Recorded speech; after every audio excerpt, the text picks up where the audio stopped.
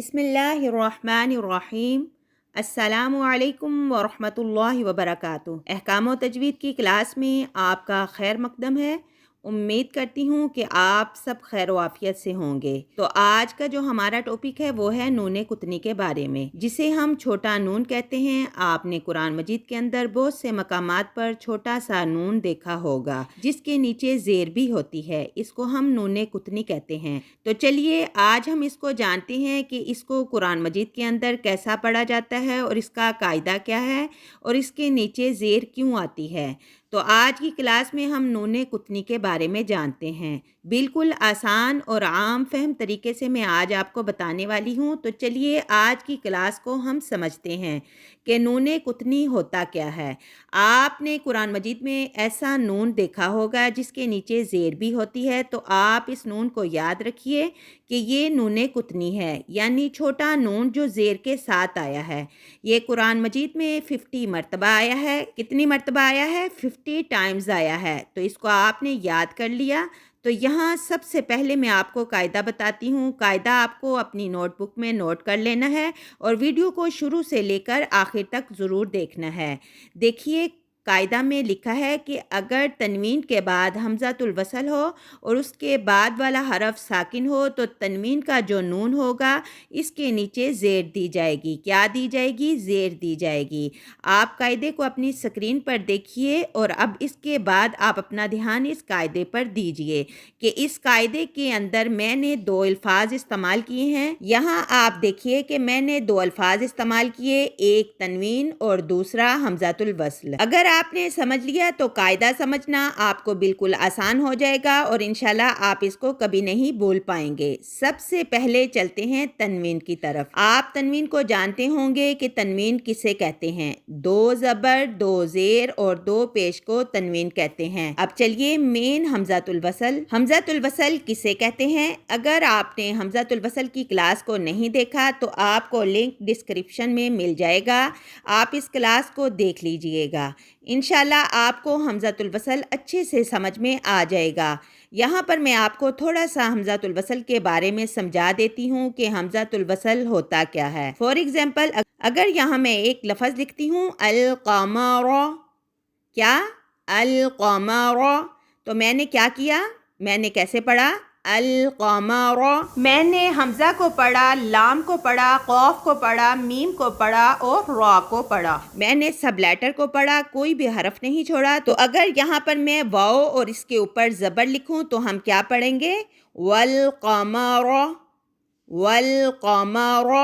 تو ہم اس واو کو اسلام کے ساتھ پڑھیں گے، ہم اس الف کو نہیں پڑھیں گے۔ کیوں نہیں پڑھیں گے؟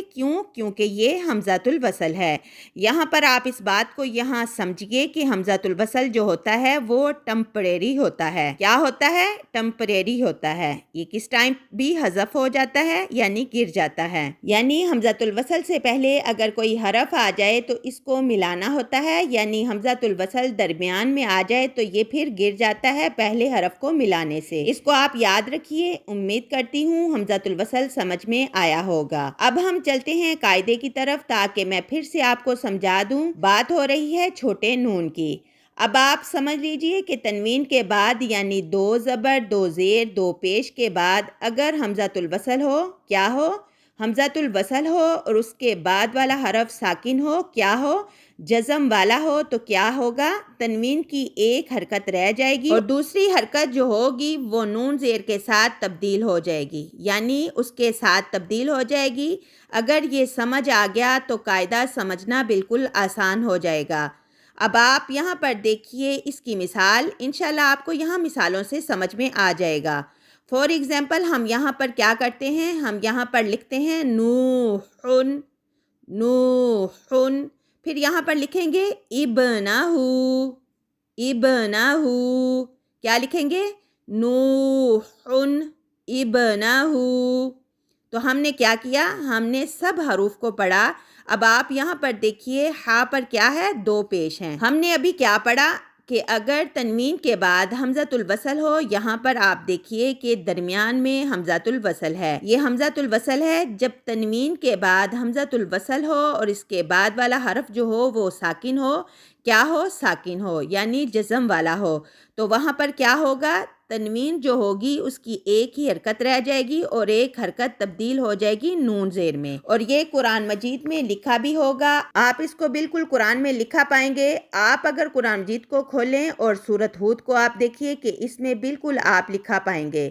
اسی طرح اگر سورۃ مریم دیکھیں اس میں بھی آپ لکھا پائیں گے اسی طرح اگر آپ سورۃ ہمزہ میں دیکھیں تو اس میں بھی آپ کو پڑھنے کو ملے گا، جیسا وَيْلٌ لِكُلِّ هُمَزَةٍ لُمَزَةٍ الَّذِي جَمَعَ مَالًا وَعَدَّدَهُ۔ تو یہاں پر بھی آپ دیکھ سکتے ہیں، تو یہاں پر بھی میں آپ کو سمجھا دیتی ہوں، مگر آپ یہاں پر سب سے پہلے دیکھیے نوح ابنہ، تو یہاں میں نے سب حروف کو پڑھا۔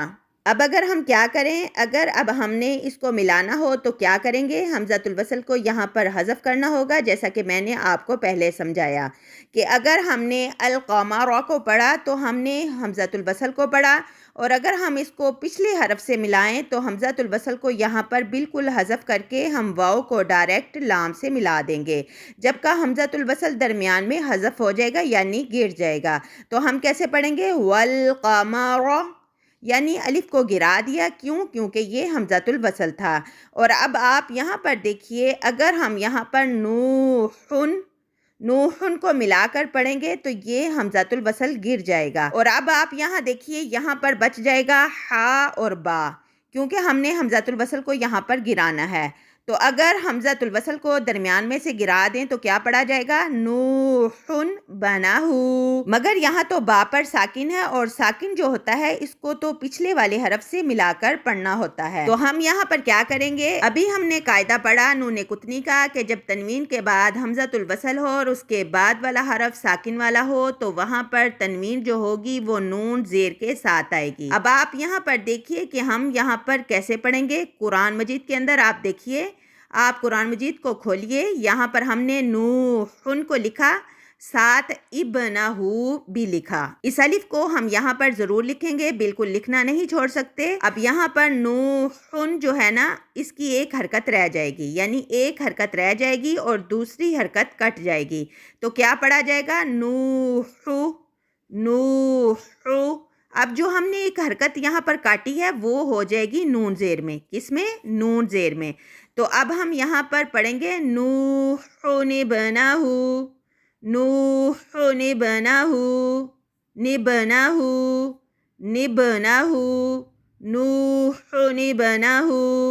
تو اس الف کو نہیں پڑھا، نوحن ابنہ، نوحن ابنہ، نبنہ۔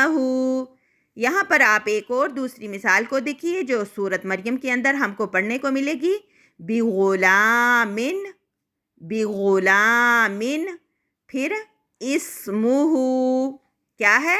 اسمہ۔ یہ آیت کریمہ آپ کو سورۃ مریم کے اندر پڑھنے کو ملے گی، بغلامن اسمہ یحییٰ۔ تو اب آپ اس آیت کریمہ کو دیکھیے کہ اس کے اندر کیا ہے؟ بغلامن، بغلامن، میم دو زیر من، تنوین آئی نا؟ تو ابھی ہم نے قاعدہ پڑھا نون قطنی کا کہ تنوین کے بعد اگر حمزۃ الوصل ہو اور اس کے بعد والا حرف جو ہو وہ ساکن یعنی جزم والا ہو تو وہاں پر تنوین کی جو ایک حرکت ہے وہ نون زیر میں تبدیل ہو جائے گی، یعنی نون کسرہ کے ساتھ تبدیل ہو جائے گی۔ اب آپ یہاں پر دیکھیے ہم نے لکھا بغلامن اسمہ، کیا پڑھا؟ بغلامن اسمہ، مگر ہم نے یہاں پر اس الف کو تو نہیں پڑھنا، تو ہم کیا کریں گے کہ یہاں پر جو تنوین ہے اس کی ایک حرکت کٹ جائے گی اور اس کی ایک حرکت نون زیر کے ساتھ تبدیل ہو جائے گی، کیونکہ ہمیں قاعدہ بتا رہا ہے کہ تنوین کے بعد اگر حمزۃ الوصل آ جائے اور اس کے بعد ساکن والا حرف ہو تو تنوین کی ایک حرکت کٹ کے نون زیر میں تبدیل ہو جائے گی۔ یہ میں نہیں بتا رہی، قاعدہ بتا رہا ہے، تو ہم کیا کریں گے؟ ہم پڑھیں گے بغلامن اسمہ یحییٰ، تو ہو گیا بغلامن اسمہ یحییٰ، بغلام اسمہ یحییٰ، تو ہم نے اس کو ایسے پڑھنا ہے۔ تو نون قطنی سارے ایسے ہی ہیں، بہت آسان ہے۔ اگر قاعدہ آپ نے سمجھ لیا تو نون قطنی پڑھنا آپ کو بالکل آسان ہو جائے گا۔ اب یہاں پر ہم ایک اور دوسری مثال کو لے لیتے ہیں جو کہ ہمیں سورۃ الہمزہ کے اندر پڑھنے کو ملے گی، جس کو ہم ایسے پڑھتے ہیں وَيْلٌ لِكُلِّ ہُمَزَةٍ لُمَزَةٍ۔ یہاں پر ہمزۃ لمزہ، اگر ہم ادھر لمزۃ کے ساتھ الذی لکھیں تو آپ یہاں دیکھیں گے کہ الذی جو ہے وہ حمزۃ الوصل سے شروع ہو رہا ہے، اور اگر ہم اس کو ملا کر پڑھیں گے تو یہ لمزۃ الذی، مگر یہاں پر ہم نے پہلے پڑھا ویل لکل ہمزۃ لمزہ، کیونکہ یہاں پر آیت ختم ہو رہی ہے تو ہم نے سٹاپ کیا۔ آگے آیت شروع ہو رہی ہے الذی جمع مالا وعددہ، تو ہمیں اس الف کو پڑھنا ہوگا، لیکن اگر ہمیں اس کو ساتھ ملا کر پڑھنا ہو تو یہ حمزۃ الوصل بن جائے گا، یعنی گر جائے گا۔ اس لیے میں آپ کو بتاتی ہوں کہ حمزۃ الوصل جو ہوتا ہے وہ ٹمپریری ہوتا ہے۔ اب آپ یہاں پر دیکھیے ہمزۃ لمزۃ الذی، نلذی، ہمزۃ لمزۃ الذی جمع مالا وعددہ، ایسے پڑھتے ہیں۔ اگر آپ سورۃ ہمزہ کھول کر دیکھیں جو پارہ نمبر 30 کے اندر ہے ہمزۃ لمزۃ الذی، ہمزۃ لمزۃ الذی، لمزۃ الذی، ہم اس نون کو اس لام کے ساتھ ملا کر پڑھتے ہیں۔ اب لام جو ہے آپ بولیں گے کہ اس لام کے اوپر ساکن تو نہیں ہے، اس پر تشدید ہے۔ تو میں نے آپ کو پہلے بھی بتایا ہے کہ تشدید جو ہوتی ہے وہ 2 کے برابر ہوتی ہے، جیسے اس کے اندر ایک ساکن ہوتا ہے اور ایک زبر والا ہوتا ہے۔ یہ جو لام کے اوپر تشدید اور زبر ہے نا، تو اس تشدید کا معنی ہوتا ہے کہ اس کے اندر 2 لام ہے۔ کتنے لام ہیں؟ 2 لام ہے، ایک ہے ساکن والا اور ایک ہے زبر والا۔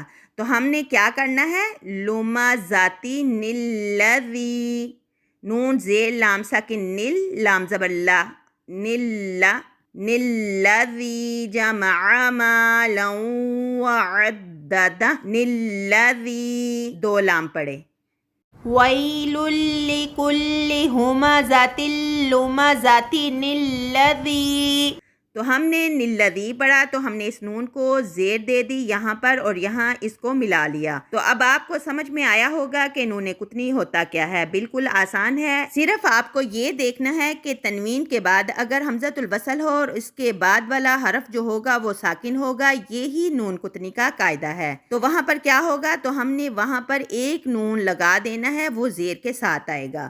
لیکن قرآن مجید کے اندر آپ کو وہاں ایسا نہیں کرنا پڑے گا، وہاں آپ کو قرآن مجید کے اندر لکھا مل جائے گا، یعنی ایسا چھوٹا سا نون جو زیر کے ساتھ ہوگا، کیونکہ پاکستان، ہندوستان کے اندر جو قرآن آتے ہیں ان کے اندر آپ کو بآسانی لکھا مل جائے گا۔ اگر آپ کبھی عرب یعنی مکہ مدینہ جیسے شہر میں جائیں اور ادھر آپ قرآن کو دیکھیں، آپ کو ایسا نون نہیں ملے گا، تو ادھر آپ نے خود سمجھنا ہے کہ ہم نے ادھر کیسا پڑھنا ہے، کیونکہ وہ لوگ جانتے ہیں کہ ہم نے کیسے پڑھنا ہے، کیونکہ ان کی زبان لب و لہجہ عربی ہے اور وہ جانتے ہیں اور ان کو پڑھنا بھی آ جاتا ہے، جبکہ ہم تو عربی زبان نہیں رکھتے، ہماری قومی زبان اردو ہے اور ہمارے پاس جو قرآن آتے ہیں ان کے اندر ایسے نون بنے ہوتے ہیں۔ لیکن آپ کو یہ قاعدہ یاد رکھنا ہے، اور یہ عربی زبان میں بھی ہوتا ہے۔ قرآن مجید میں یہ 50 مرتبہ آیا ہے اور اس کے پڑھنے کا طریقہ یہ ہے جو ہم نے مثالوں کے ذریعے سیکھا اور جانا۔ تو امید کرتی ہوں کہ آج کی کلاس آپ کو اچھے سے سمجھ میں آئی ہوگی۔ تو چلیے ملتے ہیں اگلی کلاس میں اگلے ٹاپک کے ساتھ۔ تو آپ سے گزارش ہے کہ میرے لیے دعا کر دیا کریں۔ میری دعا ہے کہ آپ خوش رہیں، سلامت رہیں، امن میں رہیں، حفاظت میں رہیں۔ اللہم نور قلوبنا بالقرآن، اللہ پاک ہمارے سینوں کو قرآن کے نور سے منور فرمائے۔ السلام علیکم ورحمۃ اللہ وبرکاتہ۔